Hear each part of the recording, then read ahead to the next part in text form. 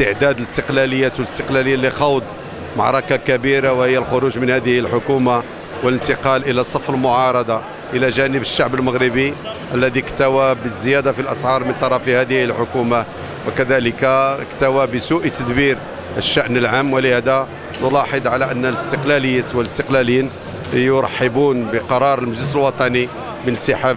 من هذه الحكومة، وهذا إن دل على شيء فإنما يدل على غضب الشعب المغربي وعلى عدم وضوح الرؤية بالنسبة للشعب المغربي فيما يخص مستقبل المغرب في ظل هذه الحكومة التي يترأسها السيد عبد الإله بن كيران. إذن هذه كلها رسائل رئيس الحكومة من أجل أن يغير من أسلوبه في العمل، ويجب أن يوقف تصريحاته التي دائما تكون ضد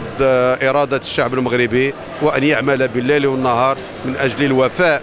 ببرنامجه الانتخابي، وهذا هو مطلبنا داخل الحكومة. ومن أجل عدم الوفاء بالتزاماتنا في الاستحقاقات ديال 25 نوفمبر 2011 اللي قدمناها للشعب المغربي، حزب الاستقلال لما رأى أن الأمور لا تسير على ما يرام وأن الحكومة زاغت عن الطريق وأصبحت حكومة فئة وليست حكومة شعب، قرر الحزب الانسحاب من هذه الحكومة، والآن نلاحظ الدعم الشعبي لهذا القرار.